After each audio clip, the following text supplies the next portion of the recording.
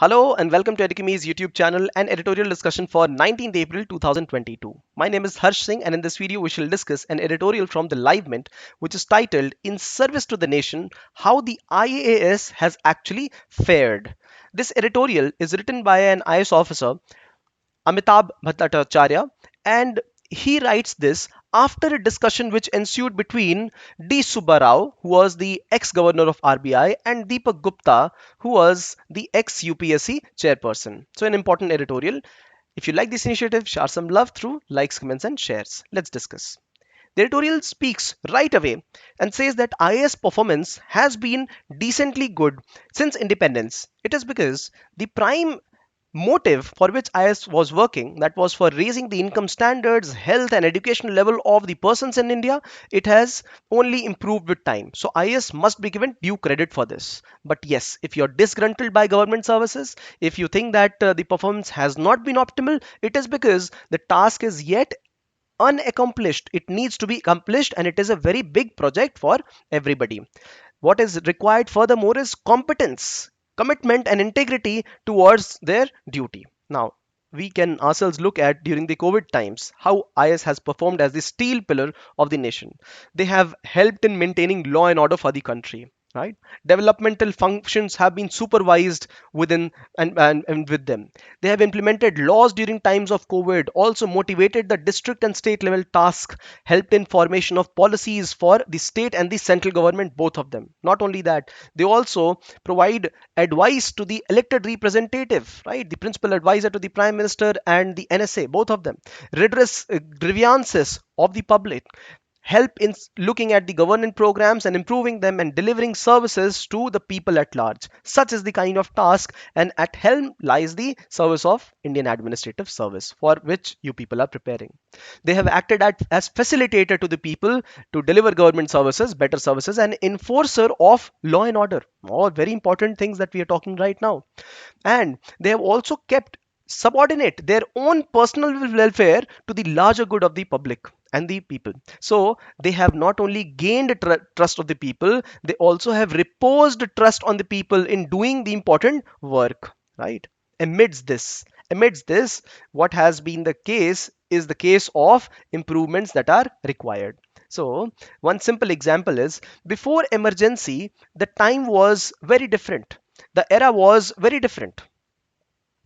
The era was such that the ministers in the government were little new.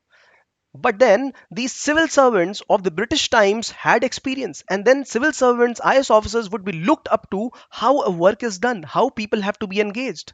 But post emergency, the situation completely changed. There was more rewarding of pliable officers. Pliable means those officers who could be bent easily, who were flexible, who could turn their sides towards a political party in their favor. And this is what brought a huge dent to the civil services cadre. One simple example the another editorial presents is that before the emergency times they were completely impartisan and impartial civil servants, IS officers. Once there would be a corruption scandal which would be brought to light, and the CM would just speak in the legislature saying that an IS officer would conduct an inquiry in this, and the whole legislature would be happy. But right now, is it the case? No, not at all. Even the CBI has been questioned. So IS has lost its charm and relevance since the times of emergency. Recruitment also have changed and evolved. Simple example is the age criteria that has only been relaxed, number of attempts have been relaxed, and with this, the cadre, if they were getting elected or selected at the age of 21, 22, 23, now if they are getting selected at 35 and 32, the whole cadre nature changes, and this also impacts the service. This is not to disregard anybody, but just in general, if we were to be the recruiter, who would we recruit for a lifetime service? A younger person or a person at a middle age? This is what the editorial says.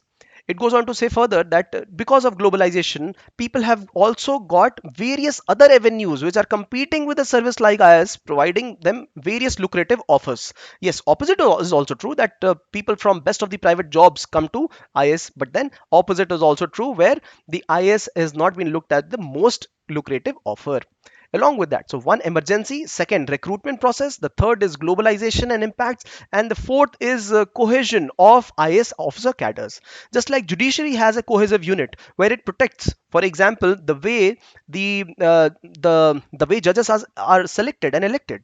The legislature also has its own cohesion unit where in legislature all the parties have people from criminal backgrounds. Is that not true? Absolutely true. But then this is not the case with IS officers because they part ways, and some of them with political parties, some of them impartisan, some of them relaxed, right?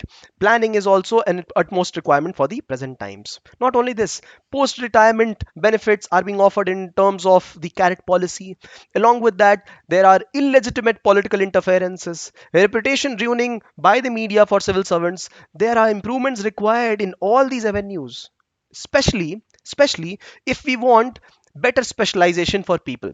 And if specialization in IS is required after generalized training, people must be inducted into some specialized training, for example finance, for example administration, or disaster management, or diplomacy. There must be some level of specialized training for IS officers.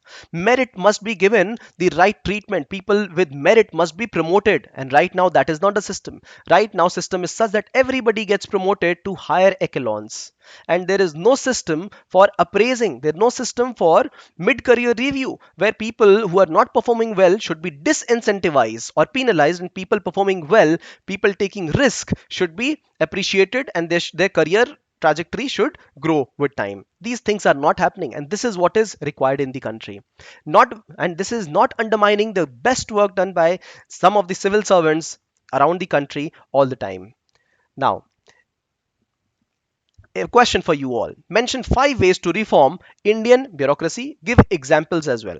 So whatever comes to your mind, 5 ways to reform. Any ways to reform that you can mention. Also picking up from this editorial and give an example alongside as well. If you like this initiative, share some love through likes, comments, and shares. And if you have questions, doubt, please put them down in the comment section. We will ensure to get back to you. Thank you for watching.